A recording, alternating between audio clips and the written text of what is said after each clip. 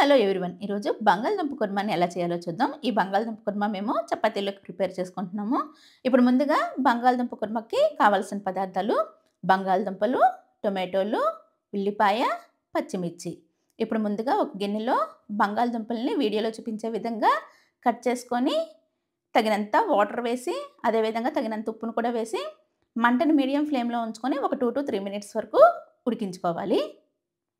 ఇప్పుడు ముందుగా ఒక ప్యాన్‌లో తగినంత ఆయిల్ వేసుకోవాలి. ఈ ఆయిల్ కొద్దిగా హీట్ అయిన తర్వాత తాలింపు గింజలను వేసుకోవాలి.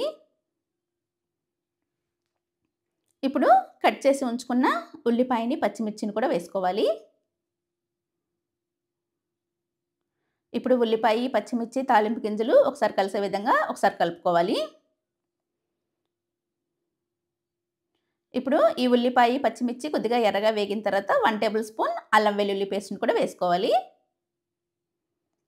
అల్లం వెల్లుల్లి పేస్ట్ వేసిన తర్వాత మంటని లో ఫ్లేమ్‌లో ఉంచుకొని ఈ అల్లం వెల్లుల్లి పేస్ట్ పచ్చి వాసన పోయేంత వరకు వేగనివ్వాలి.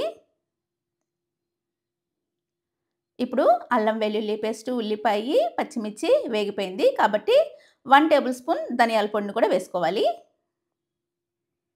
ఇప్పుడు ధనియాల పొడి, అల్లం వెల్లుల్లి పేస్ట్, ఉల్లిపాయ, పచ్చిమిర్చి ఒకసారి మొత్తం కలిసే విధంగా కలుపుకోవాలి.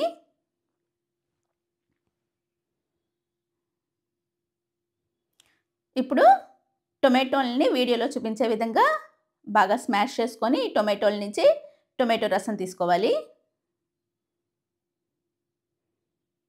ఇప్పుడు వేగుతున్న ఈ ఉల్లిపాయ, పచ్చిమిర్చిలో ఈ టొమాటో రసాన్ని వేసుకోవాలి.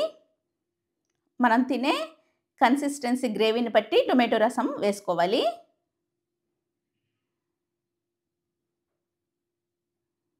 ఇప్పుడు తగినంత పసుపుని, అదేవిధంగా తగినంత ఉప్పును కూడా వేసుకోవాలి.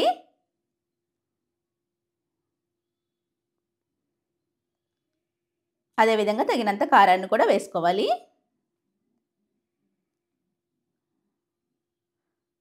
ఇప్పుడు ఉప్పు, పసుపు, కారం, ఈ టొమాటో రసం అంతా కలిసే విధంగా ఒకసారి కలుపుకోవాలి.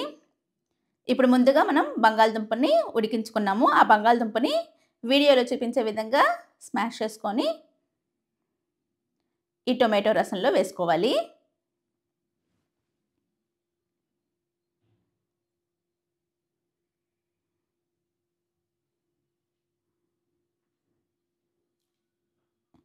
ఇప్పుడు ఈ టొమాటో రసం, బంగాళదుంప అంతా ఒకసారి కలిసే విధంగా ఒకసారి ఈ కర్రీ అంతా ఒకసారి కలుపుకోవాలి. ఈ కర్రీ మొత్తం కూడా మంటని మీడియం ఫ్లేమ్‌లో ఉంచుకొని చేసుకోవాలి.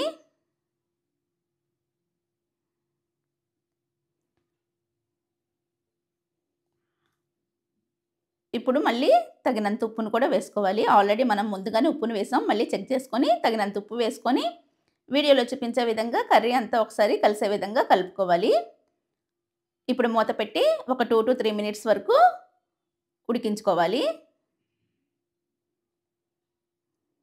ఇప్పుడు ఆల్రెడీ బంగాళదుంప ఉడకబెట్టుకున్నాం కాబట్టి ఉడికిపోయింది బంగాళదుంప. కాబట్టి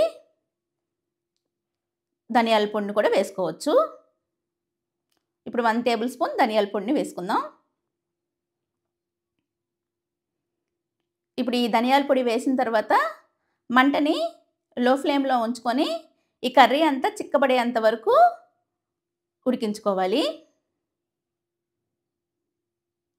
ఈ కర్రీ అంతా బాగా చిక్కబడేంత వరకు ఒక 2-3 మినిట్స్ వరకు బాగా ఉడికించుకోవాలి.